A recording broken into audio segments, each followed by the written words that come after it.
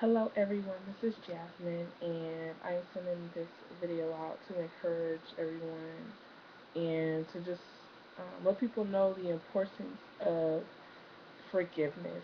And I know it's hard a lot of times in our lives when people hurt us and we feel um, just neglected or just hurt in many areas and aspects of our lives, and it's difficult. It's very difficult when someone betrays us in certain areas, and I just want to let you know that forgiveness is the most important thing. It releases freedom. It releases so much power in your life, and it helps you get free and have peace, a peace of mind, and a peace of living. You know, um, you know, the Bible says that, you can't expect God to forgive you if you can't forgive, you know, the people around you. We all have done something to hurt someone, and we all deserve to be forgiven. This video in particular is based on forgiving those people who, you know, haven't been in our lives, like our fathers. In particular, our fathers, people who have been fatherless and haven't forgiven their natural father figure, for not being there for them. I just want to encourage you to forgive them. And maybe they are in your life, but maybe you don't have a great connection with that person. Sometimes people just don't understand what it means to actually father. And we can't put we want to point blame all the time and say, well, this and that, well, they shouldn't have done this and they shouldn't have done that. Well, we don't know what they're going through. We don't know, you know, the reason why they feel the way they feel or do the things that they do. People can't explain the reason why we do the things that we do, so it's very important that we understand, you know, that forgiveness is not for them, it's for you. Forgiveness is for your freedom, it's for your peace, and you can't allow anything that has happened in your life to take that from you. I'm sending this video out because I have been in that predicament. I didn't grow up with my father. I hadn't seen my dad since I was 6 years old, and he completely just left, without any explanation to my mom, any explanation to me or my little sister.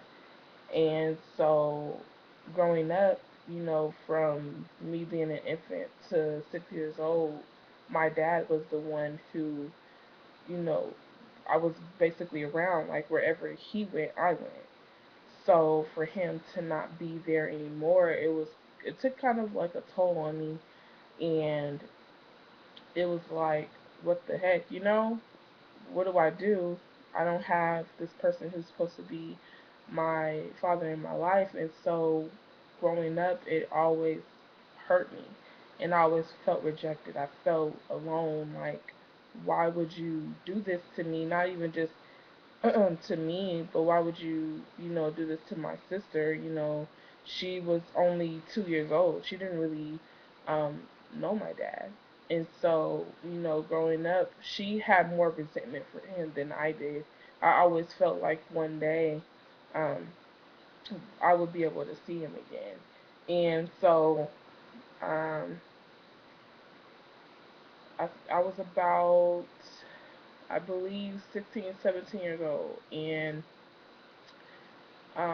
I was on MySpace and I decided to look for my dad, and I ended up finding him on there, and so we started to rebuild a connection. And for some reason, we just didn't.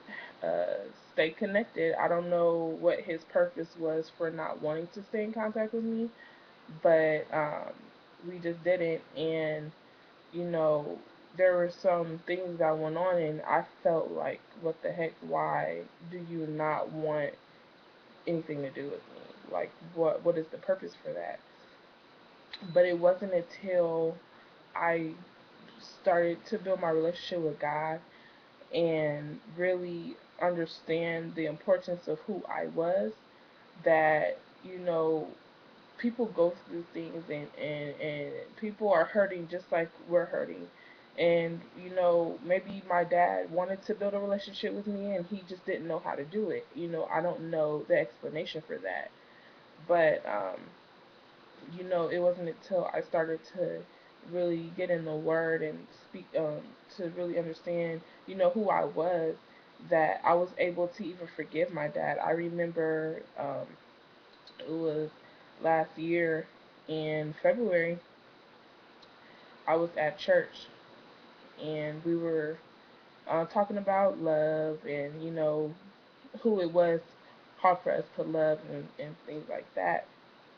And so the person I brought up was my dad.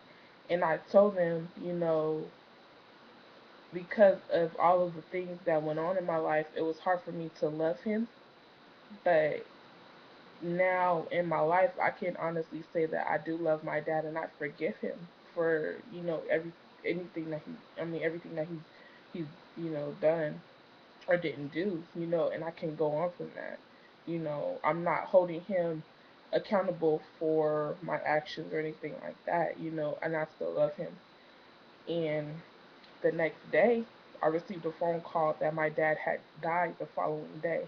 I didn't know that during this conversation that I was having at church, my dad was in a hospital losing his life.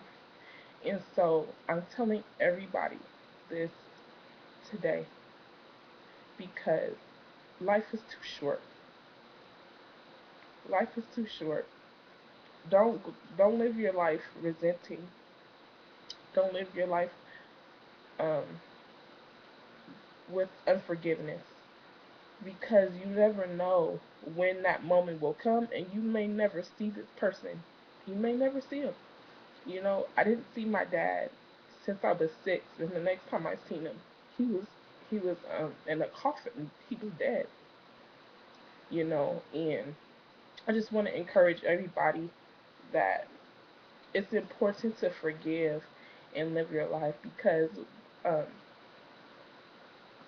it can take a toll on you, and it can hurt not just the person, you know, who you unforgiving forgiving of, but it can hurt you in a mighty way.